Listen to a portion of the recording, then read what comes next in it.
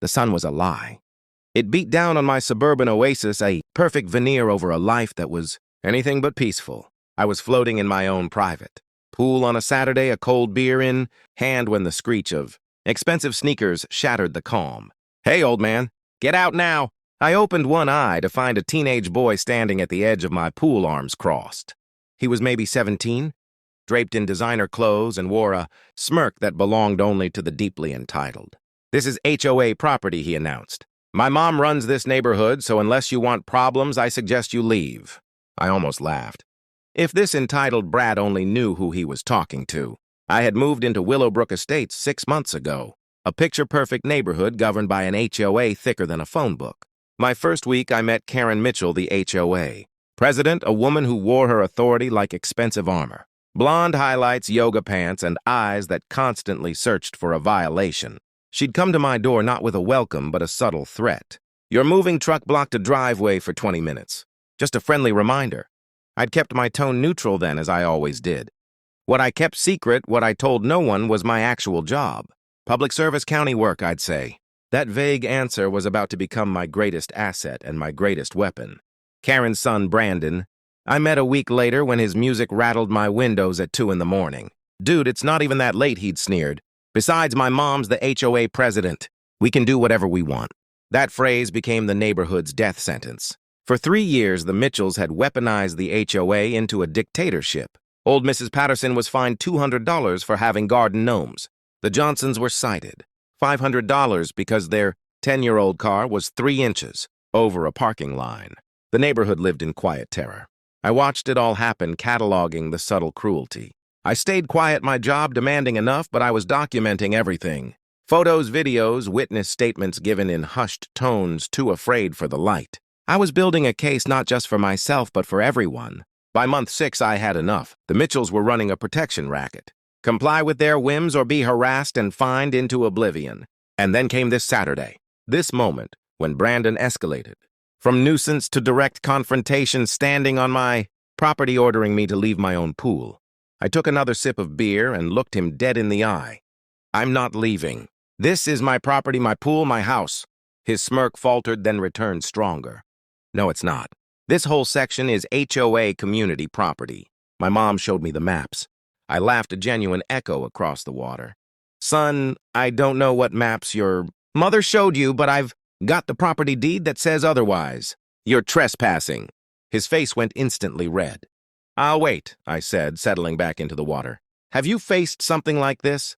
Tell us in the comments. Your story matters."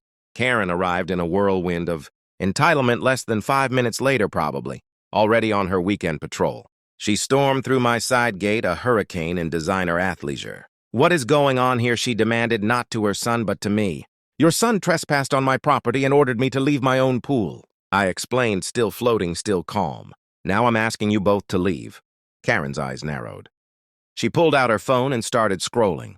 "According to the HOA property maps, this area is designated as community recreational space. You're actually the one trespassing." She was doubling down on a brazen lie. "Karen, you and I both know that's not true. I have the property deed, the survey, the permits. This is private property." She snapped, "I don't care what fake documents you have.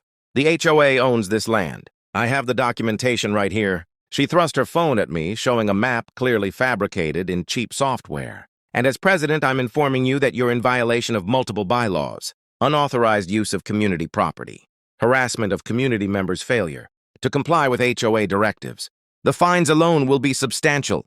She continued, her voice warming to the performance. "I'm talking thousands of dollars. Plus, I'll be recommending to the board that we pursue legal action to have you removed from the community entirely." Neighbors were starting to appear, curtains twitching, doors cracking. They wanted to see the latest victim, but they wouldn't intervene. They had all been burned. I looked at Karen, then at Brandon, who was now filming me, grinning. "This is going viral, dude. Everyone's going to see what happens when you mess with us." I climbed out of the pool, reached for my towel, and gave them one last chance. "Take your son and leave my property, now."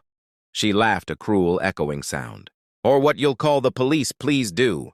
I'd love to explain to them how you're illegally occupying community property and threatening HOA leadership. They started to walk away, their mission accomplished. Oh, and one more thing, Karen called over her shoulder. That truck of yours, I'm having it towed tomorrow. Commercial vehicles are strictly prohibited. I stood watching them go, watching my neighbors retreat into the safety of their homes. Then I looked down at my phone, which had been recording, safely in its waterproof case the entire time. Consequences, I muttered to myself, a slow smile spreading across my face. Yeah, Karen, let's talk about consequences. That evening, Mrs. Patterson knocked on my door, trembling, holding a casserole dish. I saw what happened, she whispered. May I come in? For 2 hours, she poured out 3 years of abuse. $3,000 in fines that had forced her to skip medication. Tom Johnson followed the next morning. Our car got keyed 3 times until we paid Karen a fine, extortion, more. Neighbors came forward speaking, in hushed voices, checking over their shoulders. The Chen's broken lawnmower, the Rodriguez's daughter being rejected by Brandon, then their house getting egged. Everyone had a story of tyranny and cover-up. The week after the pool incident, Brandon escalated.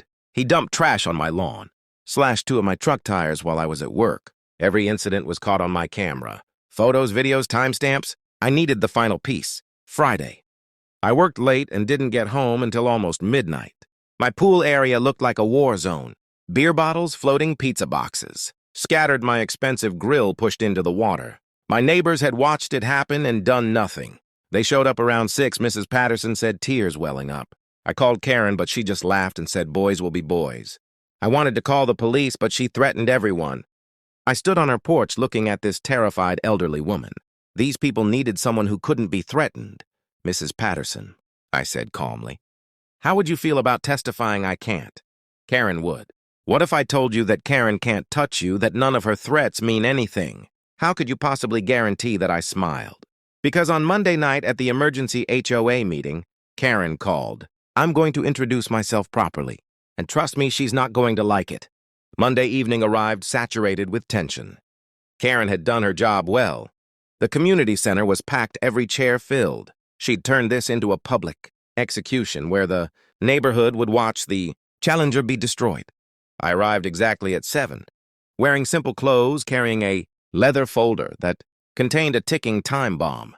Karen sat at the head table looking formidable in a power suit. Brandon sat in the front row smirking, phone out recording. Good, you decided to show up, Karen announced, her voice dripping with triumphant malice. We can begin.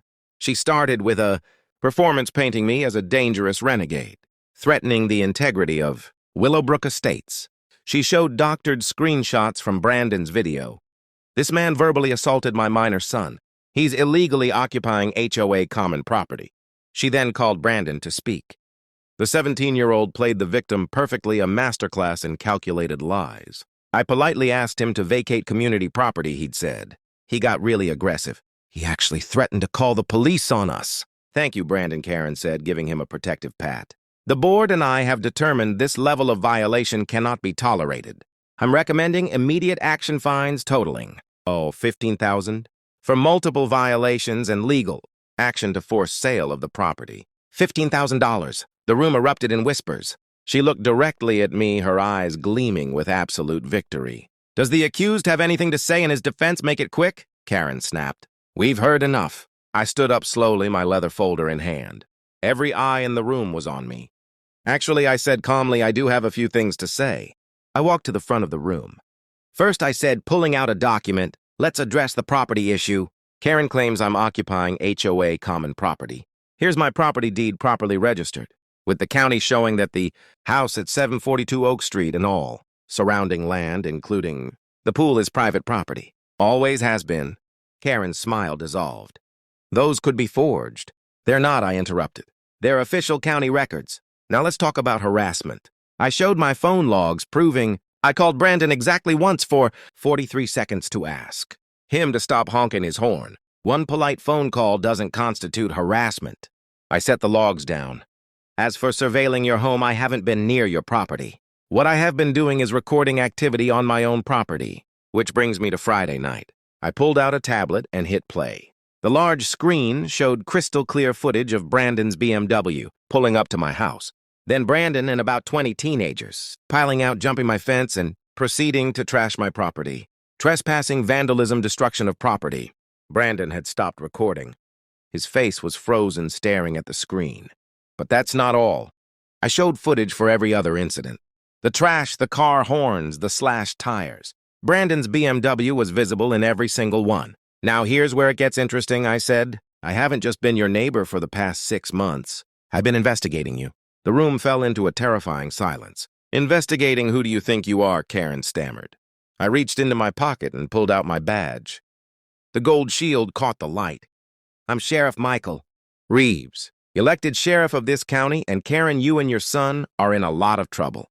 Gasps echoed through the room. Karen's face went from red to ashen white. I set my shield on the table. For the past 6 months, I've been documenting everything. Every violation you've fabricated. Every fine you've assessed without proper authority.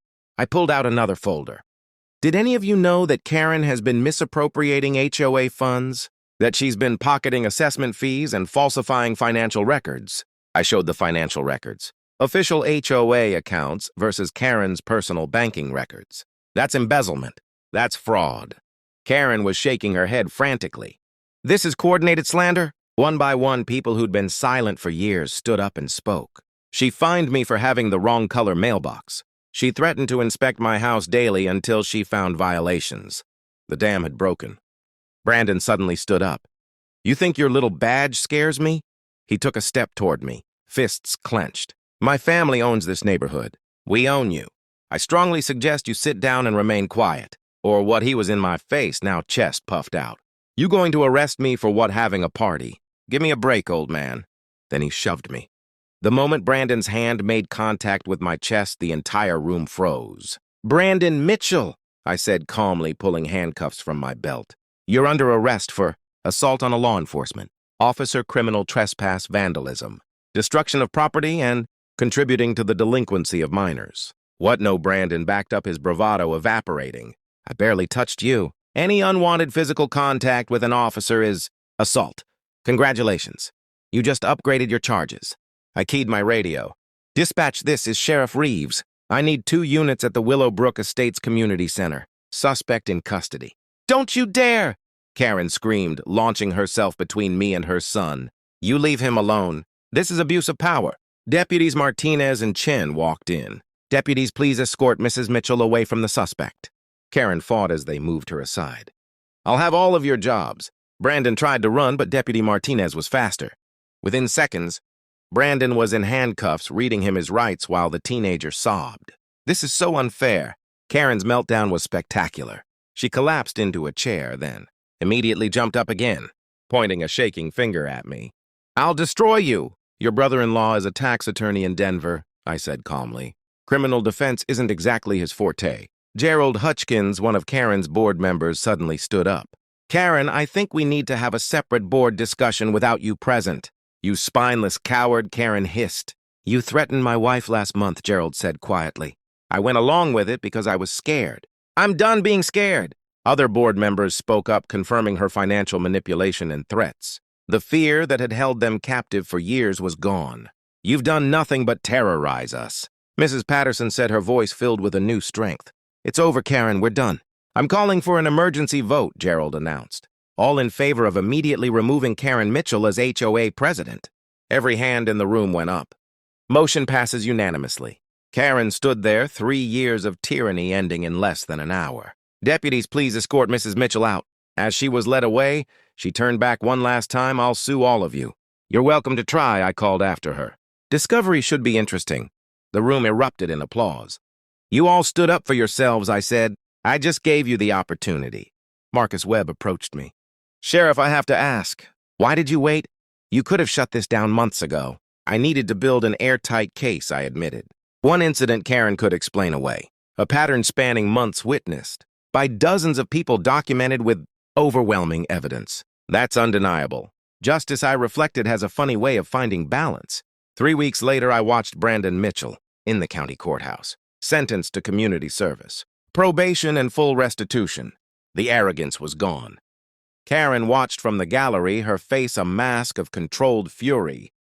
Her $4,000 in embezzled funds and the civil suits from 17 families were only just beginning.